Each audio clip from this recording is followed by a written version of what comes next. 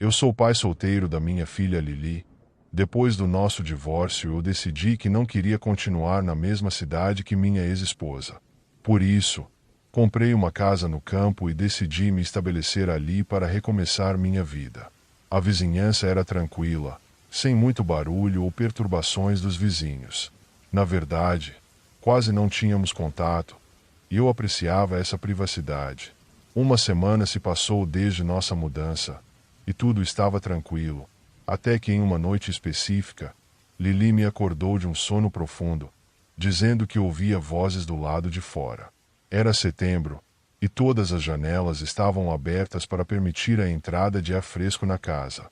Levantei-me da cama e olhei ao redor, mas não vi ou ouvi nada. Presumi que ela provavelmente estava sonhando, apesar de estar muito assustada. Tanto Lili quanto eu não conseguimos mais dormir depois disso e eu permaneci na cama acordado. Logo, consegui ouvir os mesmos sons vagos que Lili havia descrito antes. Vozes abafadas vindas do exterior. Imediatamente, levantei-me para investigar.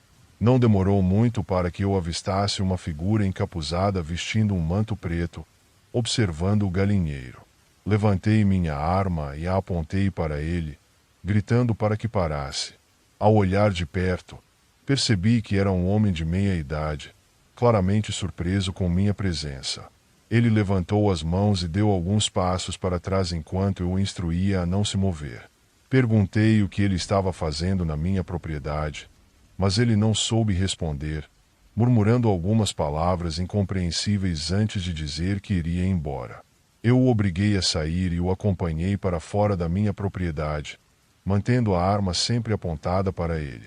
Quando ele estava do lado de fora, deixei claro que atiraria se ele voltasse, e ele acenou com a cabeça enquanto se afastava pela rua. A situação foi estranha, e quanto mais refletia, mais ansioso ficava. Parecia que ele pretendia roubar minhas galinhas, e para ter certeza disso, voltei e contei todas elas.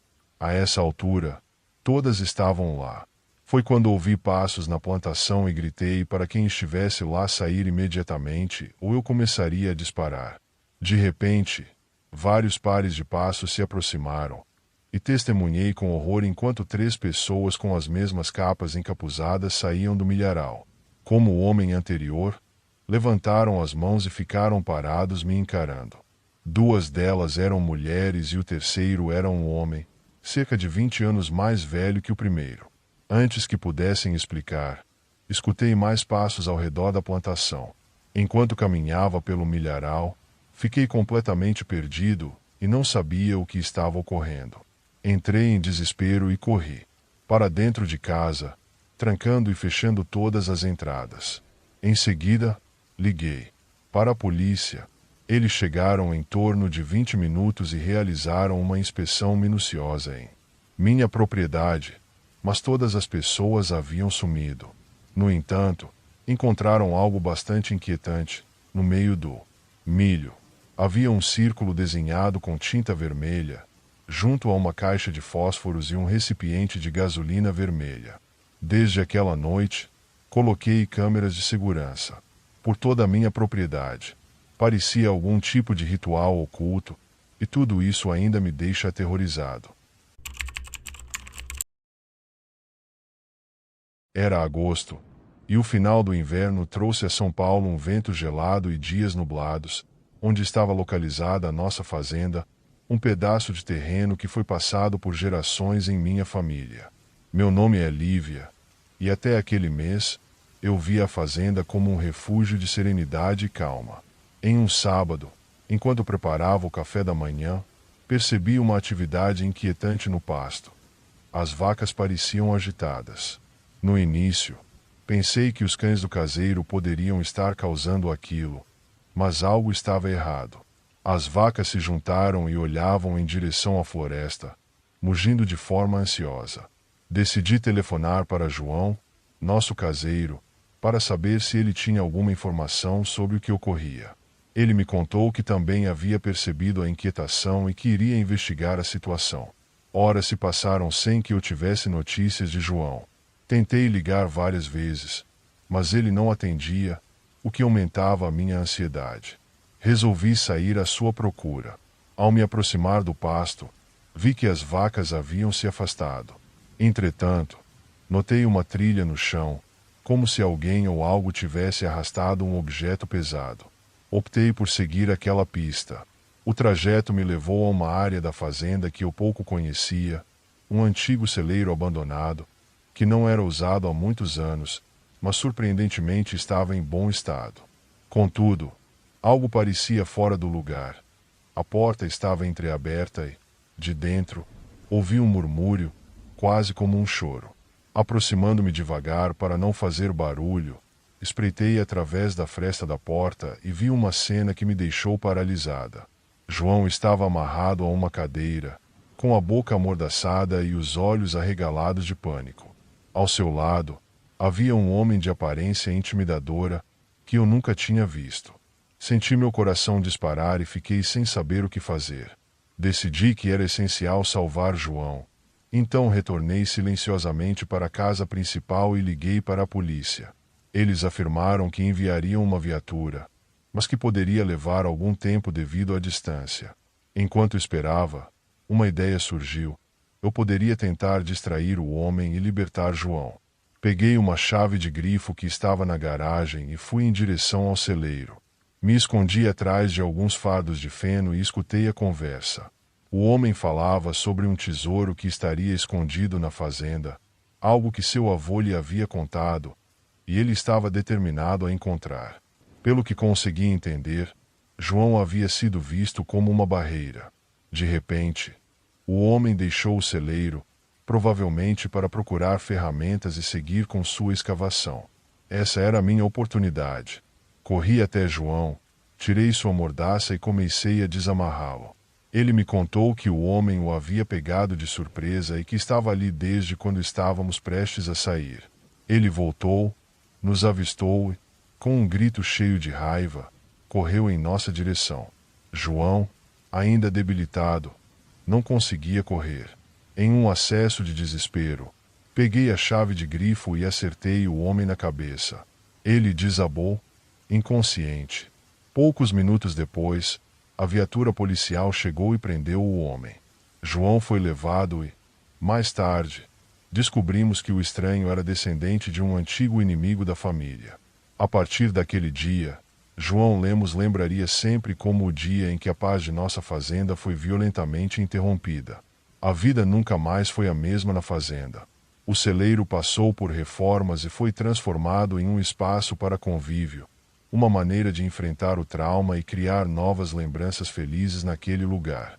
Mas nas noites mais quietas, quando o vento cortante de agosto sopra, sinto um arrepio e sou grato por João e eu termos conseguido sair vivos daquela situação.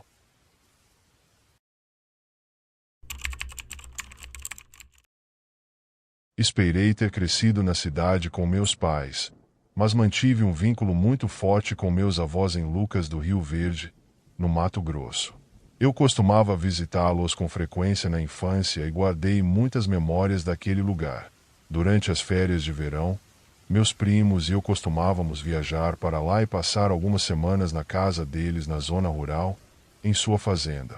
Eles sempre nos mimavam ao máximo, permitindo que ficássemos acordados até altas horas, comêssemos no quarto, acordássemos tarde e fizéssemos praticamente tudo o que uma criança deseja, mesmo quando normalmente não era permitido.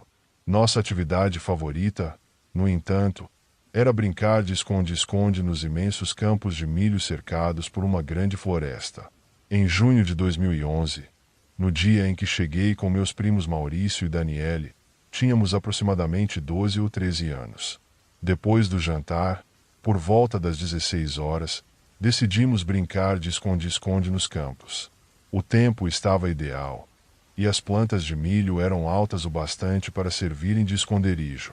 Daniele colocou uma venda em meus olhos e pediu que eu contasse até 10, enquanto dizia algo como "venha nos encontrar", gritando quente à medida que eu me aproximava. Depois de contar até 10, comecei a caminhar pelo campo à procura de meus primos.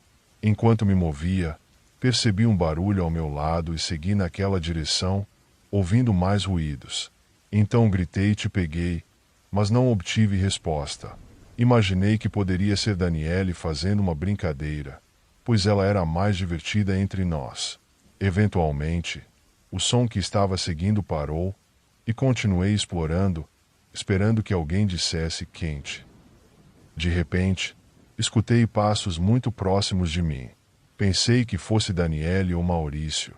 Então gritei novamente, te peguei, e comecei a tirar a venda. Para minha surpresa, não havia nenhum deles. Na verdade, eu estava sozinho no meio do campo. O sol já tinha se posto, e a escuridão era notável. Continuei andando, chamando os nomes dos meus primos, mas ninguém respondeu.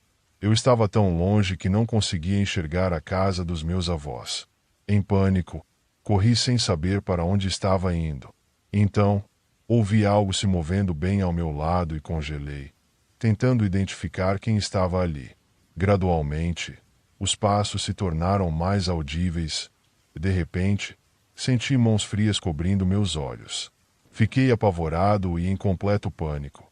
Minha garganta ficou apertada enquanto tentei afastar as mãos e me virei para ver um homem alto e magro a poucos centímetros do meu rosto. Ele estava vestindo um casaco preto e se agachou para me olhar.